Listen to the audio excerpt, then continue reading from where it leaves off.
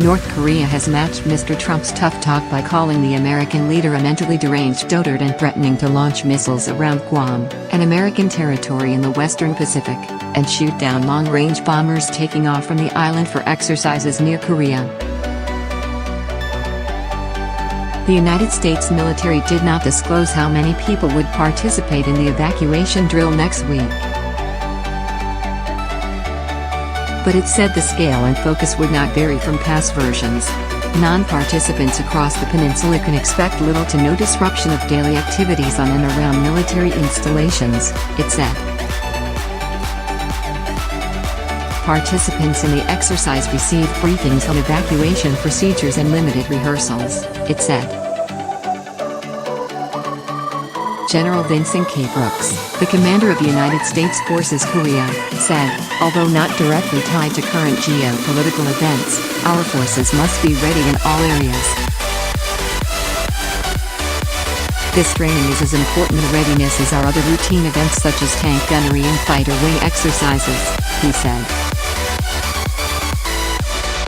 Also on Monday, the United States and South Korea started a 10-day joint naval exercise in waters east and west of the Korean Peninsula. The American aircraft carrier Ronald Reagan is joining the annual drill, as are American and South Korean warplanes. The nuclear-powered submarine Michigan arrived at the South Korean port of Busan on Friday to join the naval exercise. North Korea considers joint military drills by the United States and South Korea rehearsals for invasion. On Friday, its officials renewed their threats to launch missiles into the waters around Guam, home to major American military bases from which the United States would send major reinforcements should war break out on the Korean Peninsula. Mr. Tillerson said on Sunday that his diplomatic efforts would continue even though Mr. Trump and Kim Jong-un, the North Korean leader, have been exchanging threats and personal insults. Those diplomatic efforts will continue until the first bomb drops, Mr. Tillerson said on CNN's State of the Union.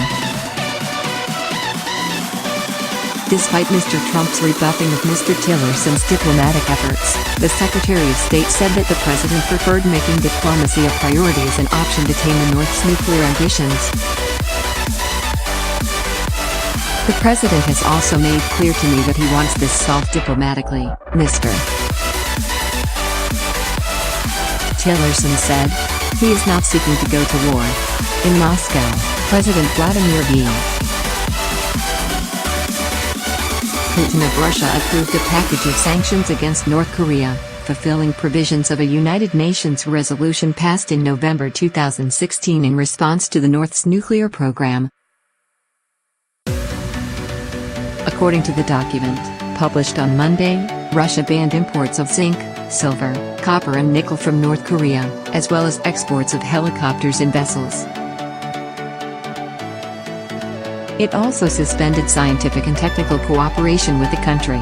The document also bans exports of luxury products to North Korea, such as carpets worth more than $500 and china worth more than $100.